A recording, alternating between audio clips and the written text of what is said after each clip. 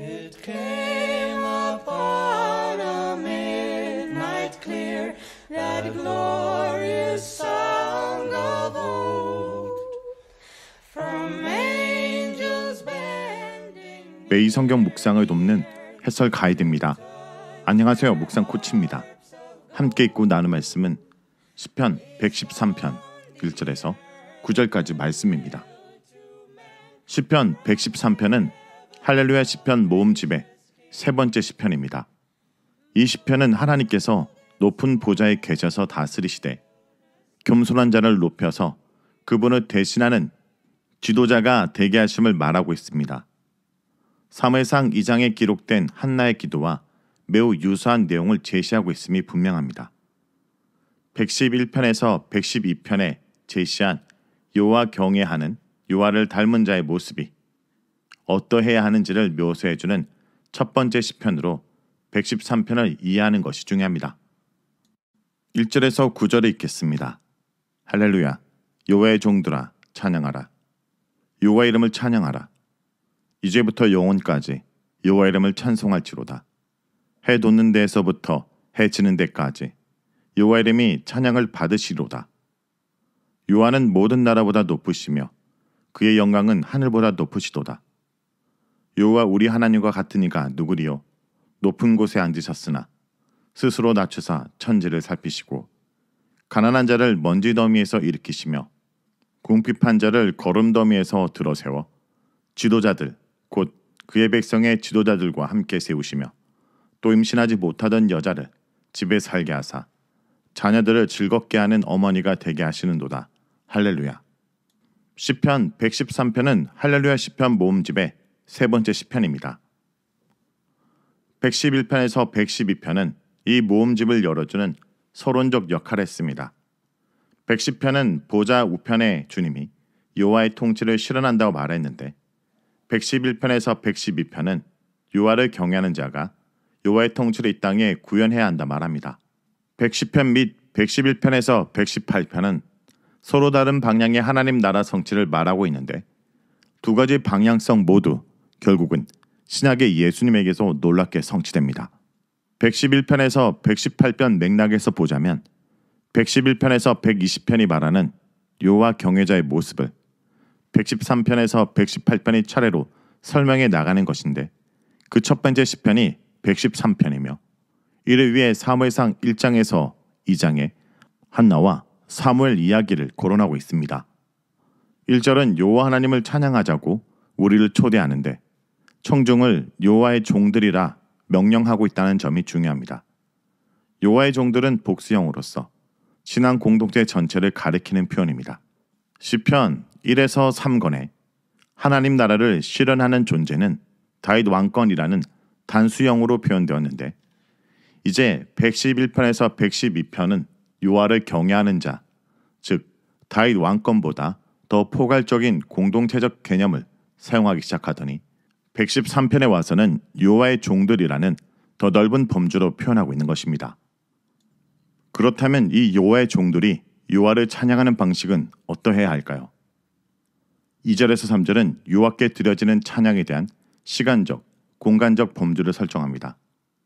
2절은 이제부터 영원까지라 말함으로써 여호와께 대한 찬양은 모든 시간 가운데 이루어져야 함을 제시했고 3절은 해 도는 데부터 해 지는 데까지라고 말함으로써 여호와께 대한 찬양이 모든 공간에서 이루어져야 함을 말했습니다. 즉 여호와께 드려야 할 찬양은 모든 공간과 시간을 포괄하는 우주적인 행위여야 한다는 점입니다. 2절에서 3절에 찬송받는다 라는 말은 모두 수동 분사로 사용되었기에 여호와께서는 찬양받으시기에 합당하신 분이다라는 의미를 전달하고 있음이 분명합니다. 즉 여호와 하나님은 우주적인 찬양을 받으셔야 할 그런 존재라는 사실입니다. 그렇다면 여호와께서 그러한 강대한 우주적 찬양을 받으셔야 될 이유와 근거는 무엇일까요? 그 이유가 4절에서 설명되고 있는데 바로 그분은 모든 열방보다 높으시고 그 영광은 하늘보다도 높으시기 때문입니다. 높다라는 말의 함의는 단순한 거리적 고도를 말하는 것이 아니라 하나님께서 피조 세계에 대해서 가지고 계신 통치권을 뜻합니다. 따라서 4절은 여호와께서 만물을 다스리는 통치자이심을 말하고 있음이 분명합니다. 그분이 찬양을 받으셔야 할 이유는 왕이시며 주권자이셔서 모든 것을 다스리고 계시기 때문입니다. 5절에 여호와 같은 이 누구리요? 라는 문장은 사실 미가서 7장 18절에서 20절에도 등장하는데 여호와 하나님과 같은 분은 없다라는 뜻이기도 하며 그 하나님께서 어떤 분인지를 서술해 나가겠다는 의미이기도 합니다. 5절부터는 이 세상의 유일한 왕이시고 그분과 같은 존재는 있을 수 없는 그 여호와 하나님에 대한 구체적인 서술이 나옵니다. 시편 111편에서 112편의 흐름을 돌이켜보면 사실 그 여호와 하나님의 언약적 성품에 대한 묘사는 시편 111편에서의 이미 충분히 기술되었고 그 여호와의 모습을 닮은 신자의 모습 역시 이미 112편에서 상세하게 주어졌습니다. 그렇다면 하나님에 대한 어떤 내용을 113편이 소개할지 궁금해지게 됩니다. 놀랍게도 5절에서 9절은 구약시대 이스라엘 사람들이 너무나도 잘 알고 있을 한나의 노래를 활용하여 하나님에 대해 설명하기 시작합니다. 한나의 노래는 이스라엘 왕정 전체에 대한 해석의 렌즈를 제공하는 중요한 본문입니다. 그 핵심은 교만한 자는 낮추시고 겸손한 자는 높이신다는 것이며 이것이 이스라엘 왕들이 명심해야 했던 통치 원리였습니다. 다시 말해 인간 왕 자신이 진정한 왕이 아니고 이스라엘의 참 왕은 오직 여호와 하나님뿐이심을 알고 그분께 겸손히 복종해야 한다는 것이 이스라엘 왕정 통치의 핵심 원리였던 것입니다. 이 내용이 시편 113편 5절에서 9절에 그대로 반영되어 있습니다. 5절에서 9절에는 가장 중요한 문의적 특징이 나타나는데 여호와 하나님을 묘사하기 위해 히브리어 분사 형태를 연속적으로 사용한다는 점입니다. 우리는 뭐뭐하신 분으로 번역하는 것이 좋습니다. 첫 번째 분사는 5절에 나타난 높은 곳에 앉으신 분입니다. 높은 곳에 앉으셨다라는 것은 4절에서 설명한 하나님의 우주적 통치를 다시 한번 서술한 내용으로 이해할 수 있습니다. 두 번째 분사는 6절에 내려다 보시는 분입니다. 여호와는 높이 계시지만 하늘의 땅, 즉 온 우주 만물을 위로부터 내려다 보시는 분입니다. 하나님께서 창조하신 피조 세계를 초월하여 존재하시지만 그 피조 세계 안에서 일어나는 모든 일들을 살펴보시고 알고 계신다는 뜻입니다. 여호와는 초월적인 존재인 동시에 내재적인 존재입니다. 세 번째 분사는 7절에 나오는 일으켜 세우시는 분입니다. 이 분사는 7절뿐 아니라 8절까지 모두 지배하고 있는 분사인데 바로 이 부분이 한나의 노래와 동일한 부분입니다. 7절 전체는 사무엘상 2장 8절 상반절과 그 원문이 완전히 동일합니다. 8절은 전체 내용은 아니지만 상반절이 사무엘상 2장 8절 중반부와 동일합니다. 다시 말해 7절에서 8절은 사실상 한나의 노래의 인용인 셈입니다. 요한은 지도자를 세우심에 있어서 한 가지 기준이 있으신데 가난한 자를 들어서 일으키시고 궁핍한 자를 들어 세우신다는 것입니다. 7절에서 8절 자체에 교만과 겸손의 대조가 나타나지는 않았지만 한나의 노래 일부를 아예 인용했다는 사실은 구약 성경에 익숙했던 이스라엘 사람들에게는 한나 노래 전체를 인용하는 것과 동일한 메시지를 전달했을 것입니다. 따라서 7절에서 8절은 하나님은 자신이 원하시는 대로 그 주권적 역사를 따라 낮은 자를 들어서 사용하시는 분임을 말하라는 것이 분명합니다. 이러한 사실은 8절 후반부에서 그의 백성의 지도자들이라는 표현이 등장하는 것을 생각할 때 더욱 확실해집니다. 이 표현은 사무엘상 2장 한나의 노래는 나오지 않는 표현입니다. 하나님은 자신을 대신하여 언약 백성을 다스릴 지도자를 뽑으실 때 높은 자를 택하지 않으시고 낮은 자를 택하여 사용하십니다. 113편 결론부인 9절은 임신이라는 주제를 다룸으로써 한나의 노래와의 연관성을 더욱 강화합니다. 그 집에 임신하지 못했던 여자를 회복하셔서 어머니가 되게 하시고 기쁨의 존재가 되게 하신다는 것입니다. 이것은 두 가지 가능성을 포함하고 있습니다. 첫째는 정말 한 여인이 가정에서 자녀들의 어미가 된다는 뜻일 수 있고 둘째는 7절에서 8절에 언급한 지도자들이 백성을 잘 다스려서 하나님 나라를 풍성히 가꾸어 가게 된다는 의미일 수도 있습니다. 이런 해석의 이중성은 사무엘상 1장의 한나의 이야기와 2장의 한나의 이야기가 이미 내재적으로 갖고 있는 특징이기도 한데 113편의 결론부에서도 동일하게 쓰이고 있습니다.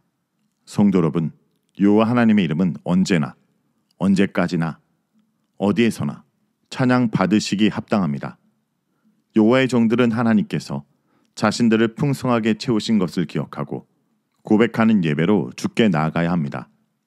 세상에 그분 외에 그 같은 주목과 찬사를 받아야 될 존재는 없어야 합니다. 찬양은 결코 남이 대신해 줄 수 없으며 감상하고 은혜 받는 대상도 아닙니다. 그분을 아는 만큼, 겪은 만큼, 깨달은 만큼 찬양도 풍성해질 것입니다. 하나님은 입술만이 아니라 마음으로, 마음만이 아니라 손과 발로, 또 삶으로 드리는 찬양을 기대하십니다. 말씀을 놓고 기도하겠습니다. 주님, 주님만이 찬양 받으시기에 합당함을 고백합니다. 주님, 주님이 멀리 있는 분이 아니라 우리와 함께 하시기 위해 임마누엘 하나님으로 이 땅에 오심을 감사드립니다. 성탄의 기쁨을 오늘도 많은 자들이 누리며 우리와 함께 하시는 그 하나님을 모두가 누리는 성탄이 되게 하여 주옵소서. 예수님의 이름으로 기도합니다. 아멘.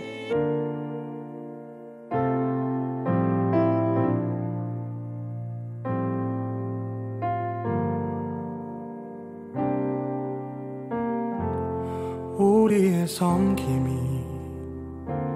더 낮은 곳으로, 우리의 고백이 더 낮은 곳으로 쓰러져 있는 그들을 향해 당신이 그랬듯 더 낮은 곳으로, 낮은 곳으로 우릴 초대하네. 함께 하자고 말씀하시네. 우리도 예수 그 길을 따라 함께 가길 원하네.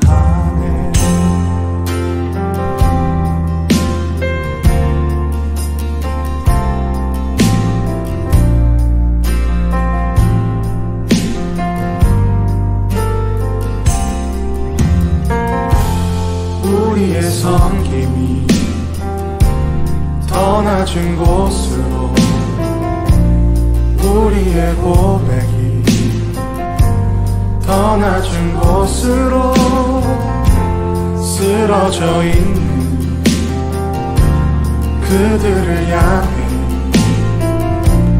당신이 그랬듯 더 낮은 곳으로, 낮은 곳으로 우릴 초대하네. 함께 하자고 말씀하시네. 우리도 예수 그 길을 따라 함께 가길 원하네. 주님이 우리와 함께 하시네. 십자가 길을